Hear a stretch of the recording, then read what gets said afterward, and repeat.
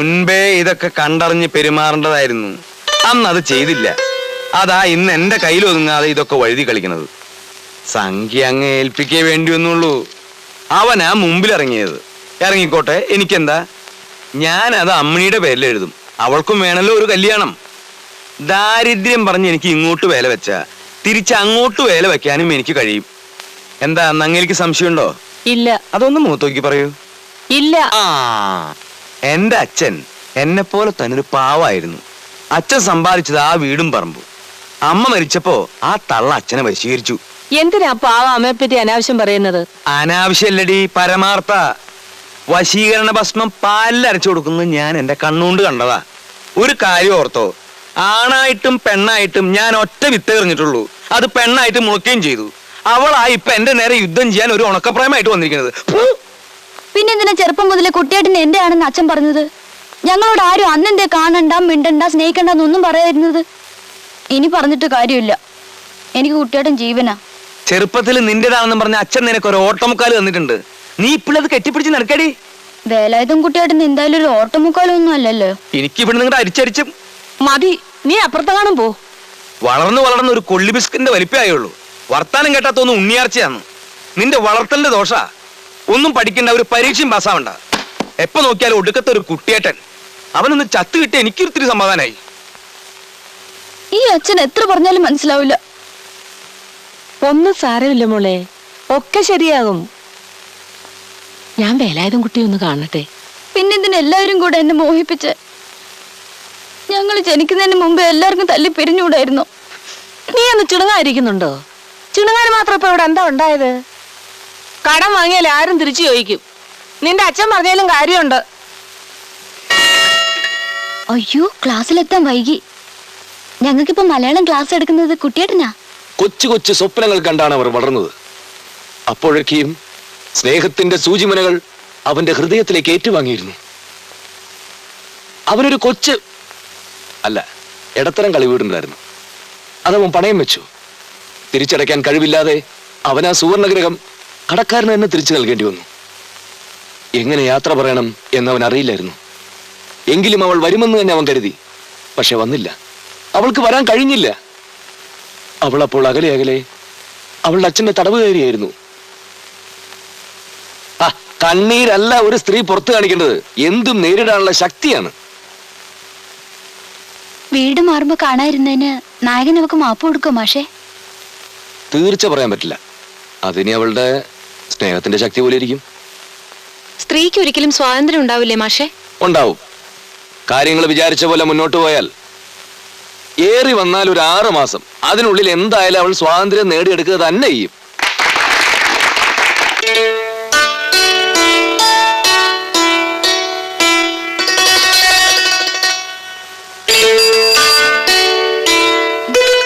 നല്ല ആളാ അമ്മണി. ആൾത്തിറക്കി കാത്തുനിന്ന് വിചാരിച്ച് ഞാൻ അവിടെയൊക്കെ തിരഞ്ഞു. ഞാൻ കുറെ നേരം കാത്തു നിന്നു. കുട്ടിയേട്ടൻ വരാതിരുന്നപ്പോ പേടിയായി. എന്തിന്? എനിക്കറിയില്ല. എനിക്ക് എപ്പോഴും പേടിയാ കുട്ടിയേട്ടാ. ഇതിലിപ്പോ എന്തത്ര പേടിക്കാനുള്ളത്? നിന്റെ അച്ഛന്റെ പേര് ശങ്കരൻകുട്ടി എന്നും എന്റെ പേര് വേലായുധം കുട്ടി എന്നുവാ. ഈ 2 പേരിലും കുട്ടികളുണ്ട്.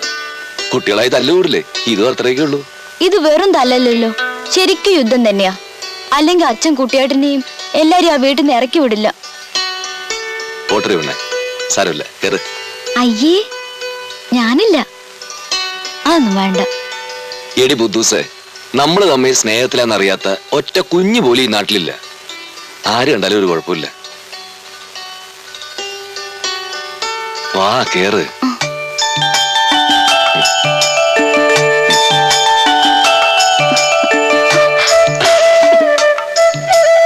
ഈ സൈക്കിൾ എന്നെ എവിടം വരെ കൊണ്ടാക്കും? ടിക്കറ്റ് എടുത്തിട്ടുണ്ടെങ്കിൽ ജീവിതത്തിന്റെ അവസാനം വരെ കൊണ്ടാക്കും. ഞാൻ ടിക്കറ്റ് എടുത്തിട്ടില്ല. സാരമില്ല, അമ്മണിക്ക് എന്റെ ജീവിതത്തിലേക്ക് ഇടുന്നവരെ ടിക്കറ്റിന്റെ ആവശ്യമില്ല. യാത്ര മുഴുവൻ ഫ്രീയാ. വീടിന്റെ കടംകാരനെ ഇത്രയും നാൾ അമ്മാവന്റെ മുമ്പിൽ ശ്വാസം മുട്ടുകയായിരുന്നു. ഇനി കുഴപ്പമില്ല, പ്രശ്നം തീർന്നില്ലേ?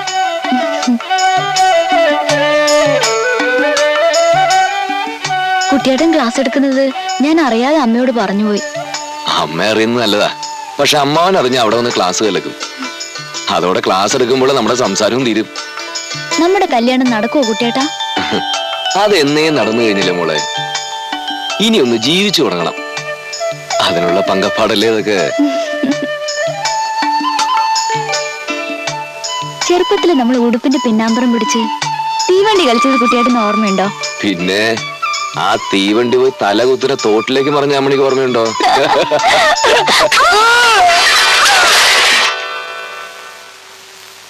അഹമ്മദീന്നതിന്റെ ഒക്കെ പേര്.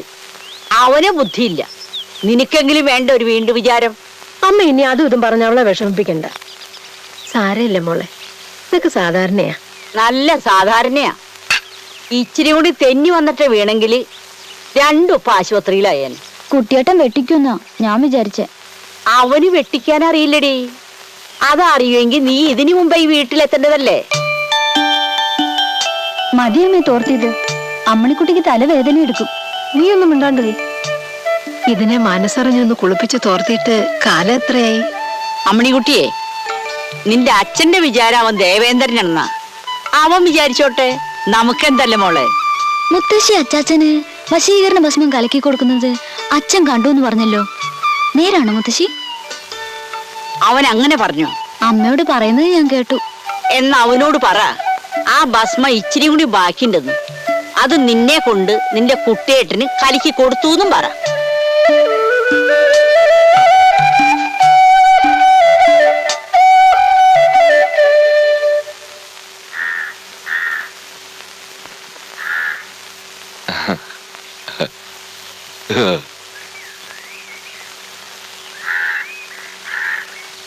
എന്താ എല്ലാരും കൂടി?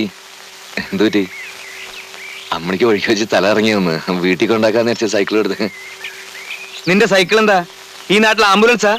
സുഖമില്ലാത്തവർ വീട്ടിൽ കൊണ്ടാക്കാൻ? അല്ല. അതൊന്ന് മൂത്തോക്കി പറ. അല്ല, വാസു കണ്ടു പറ. സൈക്കിളിൽ പിടിച്ച് കയറ്റിക്കൊണ്ട് പോണത് ഞാൻ കണ്ടതാണല്ലോ. മീ ശിലവാസോ കളവ് പറയരുത് കേട്ടോ. എന്താ ഒരു പെൺകുട്ടിയെ പട്ടാ പകലൊരു സൈക്കിളിൽ പിടിച്ച് കയറ്റിക്കൊണ്ടുവന്നൊക്കെ പറഞ്ഞ ഇതെന്താ വെളിരിക്കപ്പെട്ട? ഇപ്പൊ തലയിട്ടുണ്ടോ അമ്മണി? ഇപ്പൊ തലയിട്ടില്ല. പരസ്യമായിട്ടാണോടി അച്ഛനെ നേരെ പുറപ്പാട്. എന്നെ ധിക്കരിച്ച അരിഞ്ഞ് ഞാൻ പരുന്തിനിട്ട് കൊടുക്കും. വാസു ഓ അത് ചെയ്തോ.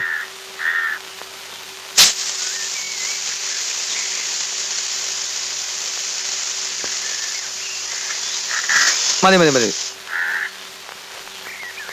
വേലായുധം കുട്ടി, നിന്റെ വേഷം കെട്ട് എന്നോട് എടുക്കണ്ട. നിന്നേക്കാൾ ഒരുപാട് ഓണം കൂടുതൽ ഉണ്ടവനാ ഞാൻ. ഓണം കൂടുതലുണ്ടോന്ന് വിചാരിച്ച് ബുദ്ധി വർദ്ധിക്കണമെന്നില്ല. ഒന്നും കൂടി ഞാൻ അമ്മാവൻ എന്ത് വേണേ ചെയ്യാം. ഒന്നുമില്ലെങ്കിലും എന്റെ അമ്മയുടെ അച്ഛനായി പോയില്ലേ. വാസു നടക്കടി. മോനെ ഇതൊക്കെ പിടിച്ചോ.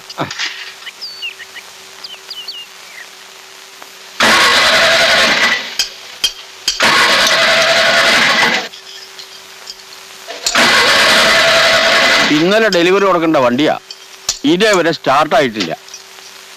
ഇത് എവിടെയാ വെക്കേണ്ടത്? എവിടെ വെക്കേണ്ടതെന്നോ? ഇത് ഊരാനല്ല മുറുക്കാനാ പറഞ്ഞത്. കള്ള് കുടിച്ചാ വയറ്റി കിടക്കണം. എന്നോട് ഇത് ഊരാനാ പറഞ്ഞത്. താൻ എന്ത് പോക്രിത്തരോടോ ഈ കാണിക്കുന്നത്? ജീവിതത്തിനോ സ്റ്റിയറിംഗ് ഇല്ല. കള്ളും കുടിച്ച് ഉള്ള സ്റ്റിയറിംഗ് ഒരു കൈ പിടിച്ചാലോ? താൻ ആ ബോർഡ് കണ്ടോ? ഈ വർക്ക്ഷോപ്പിന് ഈ പേരിടാൻ തോന്നിയ ബുദ്ധിക്ക് വർക്കിക്ക് ഞാൻ ഒരു ബെൻസ് വാങ്ങിച്ചു തരണുണ്ട്. തന്നെ എന്നെയൊക്കെ മനസ്സിൽ കണ്ടുകൊണ്ടാ ഈ പേരിട്ടത്. നേരാവണ്ണം പണി അറിയാവുന്ന ഒറ്റ ഒരുത്തൻ ഈ വർക്ക്ഷോപ്പിലുണ്ടോ? പിന്നെയൊക്കെ ദൈവത്തിന്റെ ഒരു സഹായത്തിൽ അങ്ങനെ നടന്നു പോവുക. ആ സഹായത്തിൽ താനായിട്ട് വെള്ളം ചേർക്കരുത്. ഇടത്തോട്ട് തിരിച്ചല്ലേ ഊരിയത്, ഇനി വലത്തോട്ട് തിരിച്ചാൽ മതി, മുറുകിക്കോളും. ചെല്ലേ.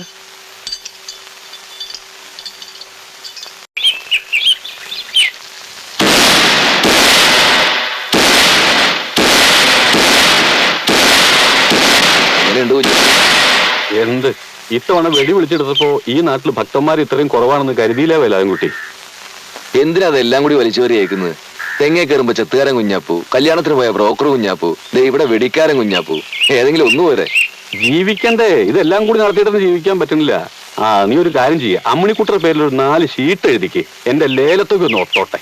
അവൾ അങ്ങനെ ദൈവത്തെ വെടിവെച്ച് വീഴ്ത്താറില്ല. ദൈവം താനെ ഇറങ്ങി വരാറാ പതിവ്.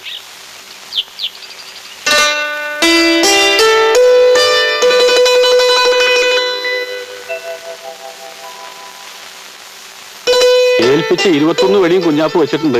ദക്ഷിണൊന്നും കിട്ടിയില്ല. 20 കേട്ടുള്ളൂ.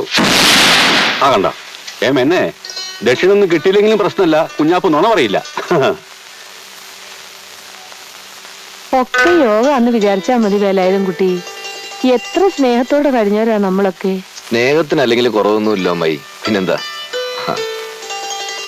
പുന്നാരിച്ചത് മതി, നടക്കടി. അമ്മായി പോയിക്കോളൂ, ഞാൻ ഒരു കുഴപ്പത്തിനുമില്ല. ഓരോ പ്രശ്നങ്ങൾ ഞാനായിട്ട് ഉണ്ടാകുമ്പോഴും അമ്മ പറയാറുണ്ട് അമ്മാവന്റെ ഹാർട്ട് വീക്കാണെന്ന്. അതേടാ, എന്റെ ഹാർട്ട് വീക്കാ. പക്ഷേ അതൊന്നും നീ മുള്ളിയാ ഉണങ്ങിപ്പോകുന്ന തകരയല്ല, ഉരുക്ക്. അറിയാം, അതാണല്ലോ അമ്മാവന് തീരെ മനുഷ്യപ്പറ്റില്ലാതായി പോയത്. ഒന്നങ്ങോട്ട് തന്നമ്മോ. കുട്ടിയേട്ടനൊന്ന് വഴക്കടിക്കാണ്ട് പോകുന്നുണ്ടോ? എനിക്ക് വയ്യ. നടക്കടി, നടക്ക.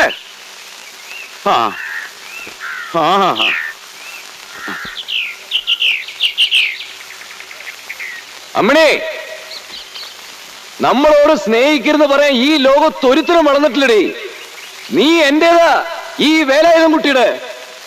ഏത് ചെകുത്താന്റെ മുമ്പിലും ഞാനത് ചങ്കൂറ്റത്തോടെ പറയും. നിനക്കത് കേൾക്കണോ?